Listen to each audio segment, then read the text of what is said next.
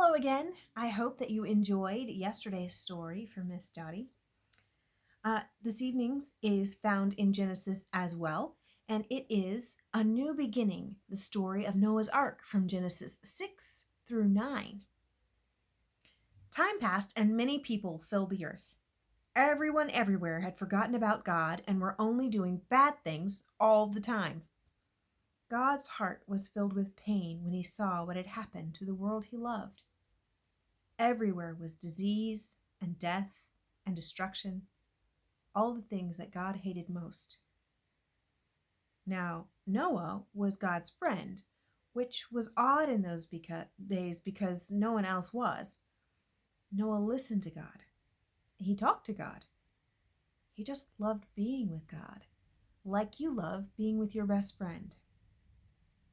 Noah, God said, things have gone wrong. People have filled my world with hate instead of love. They are destroying themselves and each other and my world.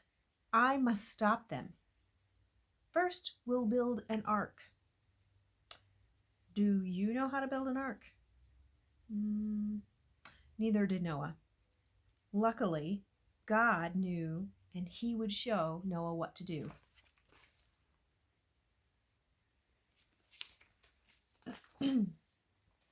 A storm is coming, God told Noah, but I will rescue you, I promise. And I'll send the animals to you, ones that creep and crawl and slither and slime and gallop and hop and bound and climb. Don't forget to pack their food. That's a lot of food. The storm was going to wash away all the hate and sadness and everything that had gone wrong and make the world clean again. God had thought up a way to keep Noah safe, but Noah would have to trust God and do exactly what God told him. So Noah built an ark, which is short for a large boat. Noah's neighbors came out to watch and point and laugh because they didn't believe Noah about the boat or the storm or needing to be rescued. And Noah must have looked rather silly. His boat was in the middle of the desert. The desert was nowhere near the sea, and there wasn't even a cloud in the sky. Why would anyone need an umbrella, let alone a boat?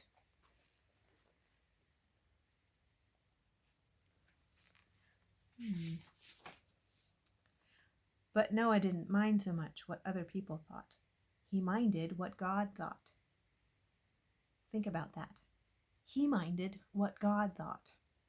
So he just did what God told him to do.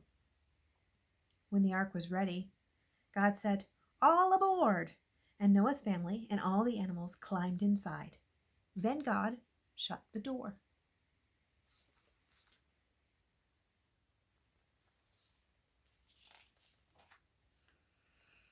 And it started raining. For minutes that joined into hours, that joined into days, that joined into weeks and weeks. The rain joined up into puddles, that joined up into rivers, that joined up into lakes, that joined up into a flood that covered the whole earth. The boat that had once seemed so big suddenly seemed very small. But in the middle of the huge storm, in the crashing waves, and all the thunder and lightning, and through it all, God was there with them. And God kept them safe for 40 long days and 40 long nights. Finally, the rain stopped. The sun came out, and Noah threw open all the windows. Hooray! Everyone shouted. Noah sent his dove out to explore, and it wasn't long before she brought back to him a fresh olive leaf.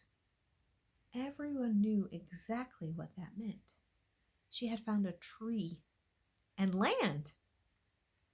The water had begun to go down. Sorry.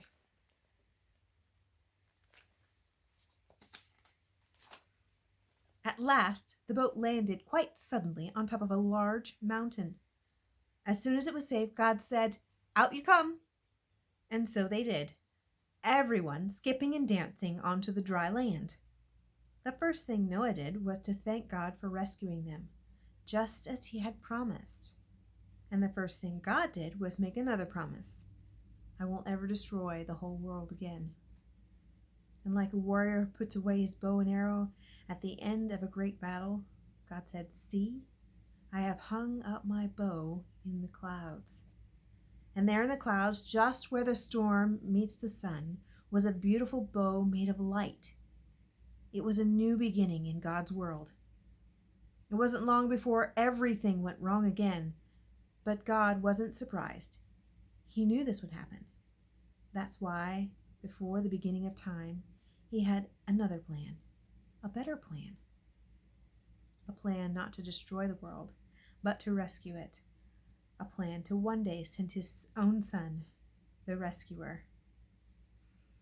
God's strong anger against hate and sadness and death would come down once more, but not on his people or his world. No, God's war bow was not pointing down at his people.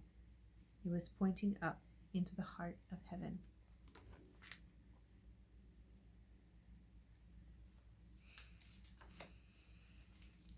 And so that is the end of that story, and I can't wait to hear the next one. All right, until next time, bye.